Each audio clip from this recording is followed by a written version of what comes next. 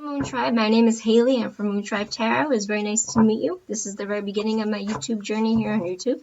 I've been reading for 6 years, doing it professionally for 2, and I thought that it was time that I take off to YouTube. So this is for Gemini, Moon, Sun, Rising, Ascendant, Venus for the month of December 2019. This is a general reading. Take what comes, take what does resonate, and leave what doesn't. If you would like a personal reading, one that is tailor-made for messages with you in mind, all of the information on how to do so and get a reading from me is in the description box below. So without further ado, let's get into it. Gemini.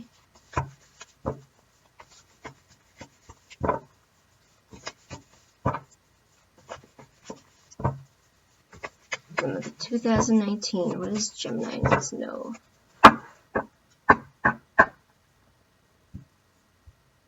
Ooh, right off the bat. Okay.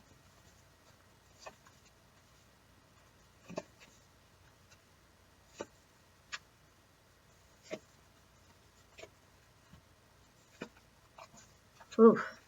Okay. A lot of you are getting the same messages. Like the same exact messages. Okay. In the basis, we have the Knight of Coins. The Knight of Coins is a Taurus, Virgo, Capricorn energy. I know my cards are a little bit messed up. They're well loved. So it's a Taurus, Virgo, Capricorn energy. The Knight of Pentacles is somebody that is practical, grounded, and he would be slow moving because he understands that his success is not, his success isn't measured by what other people think his success is measured by. It's not measured by time. It is solely measured by if he gets to the goal that he needs to get to. He understands the slow, tried, true, practical method to get to his goals, and if it doesn't match other people's timelines, it's still okay because he understands that the success is going to be just as strong, if not stronger, because it's going to work, because he understands how to make it work. So the desires with the Hermit is all about withdrawing from society. It's kind of taking time for yourself, introspection, isolation. The Hermit card, to me, it could herald loneliness. It could mean that you would rather prefer to keep yourself blocked off from interaction from other people.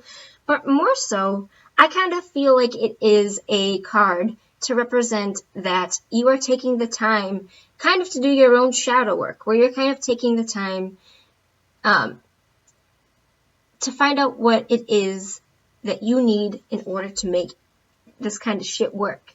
I feel like you're taking the time, the introspection and isolation and soul searching of yourself. I don't really see this as like a loneliness card. I see it as a working for your goals kind of card and for your desires. So your desires is to have this inner knowledge. For your what is going for you, we have beautiful energy, Wheel of Fortune.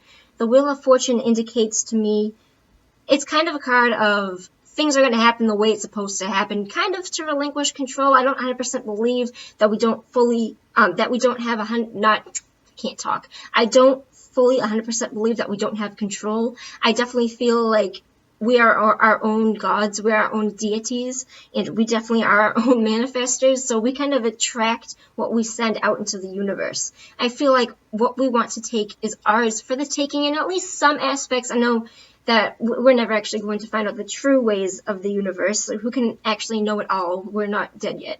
But that's morbid. But still, the message of the Wheel of Fortune is that things happen in cycles, things happen in seasons, it changes with the tide. It's kind of a card to say it's okay to not have control. It's also a card of knowing that things are going to come in and play in your favor, and to trust that things are trust that your story is developing the way that it is supposed to be developing, Gemini, okay? In your opposing, we have the Knight of Cups. So this is either you or somebody else, but I would get, for the most part, it's not that I don't fly with putting attributes on, quick cards, because it could literally come up for anybody, but this is specifically a Pisces, Cancer, Scorpio, Knight of Cups quester. This is somebody that would be questing for emotion. He'd be a hopeless romantic, somebody that wants to offer you their emotion, and I kind of see you not doing it. I don't think this is the time for you, Gemini, that we're you're kind of heralding, not loneliness, but I feel like you are working on yourself, and your main goal is to make sure that you are all set. And especially with the Four of Cups outcome, where you're kind of not really giving much out in the realm of emotion. I don't really see much effort being exchanged. I feel like somebody else, I feel like somebody else is coming in and offering you emotion, but this is in its negative. So I feel like you do not want emotion at this time. I feel like you don't want people coming to your door and being like, hey, you want to go out? Because I feel like I don't see anything negative in this spread at all. I don't see any past pains to come up to be like, oh, that's why this happened. I really see the need for yourself to be secure, for you to be stable, for you, whatever that means to you. You want stability in your life, and you want to find out how to do that. You're introspecting, you're isolating, you're letting things happen as they do. I don't think romance is it might be for some of you, but for the majority of you, I don't think that a lot of you, your mindset is on relationships at this time. I feel like for the most part, it's on individual success. I feel like it is to make sure that you are the most important, you're number one kind of thing. Because the Four of Cups here would represent to me, as an outcome, it does. Here's the thing about the Four of Cups in this deck. I work with the Mystical Magical Manga Tarot deck by Rand.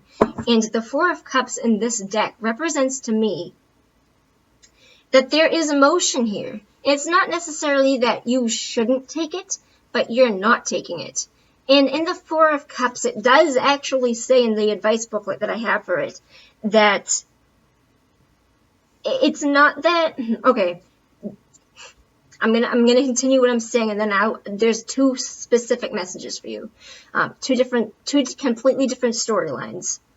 The Four of Cups does represent isolation, introspection, not giving or taking any emotion. For some of you, this is actually going to be the need to want to start incorporating that back into your life. It's kind of saying that you have been alone enough. It is time to start at least tasting life. Because I feel like in this journey that you've had, I feel like you might be withdrawing yourself from the experiences. I'm not saying go and have a relationship, and I'm also not saying go and fuck any guy that you want. But I'm saying to at least try to enjoy other people's company, to not become so hermit, to not become so isolated. For some of you, you definitely do need this isolation during this time. So it's two completely different messages. For some of you, you are going to want to be isolating during this time because you might be, you might be healing from something. It's possible. I don't really see it here. I'm hearing it. It's possible that you might be healing something, or you want to figure out how to be alone by yourself. And if that's the case, gung-ho forward with that. For some of you, you have been doing this long enough, and it might be time to start testing the waters of not a relationship, but trying to see what it is that you can invest at this time. And that is the message for you, my Gemini friends, for the month of December 2019. I am going to be continuing to doing this throughout the month. I'm probably going to get a mid-reading out in the middle of December. But if I do not see you again until after the holidays, Merry Christmas, Happy Holidays, whatever floats your boat. If you liked what you heard today and would like a message from me, if you'd like to book a reading, everything is in the description box below. Until then, my Moon Tribe, it was so nice to meet you. Goodbye.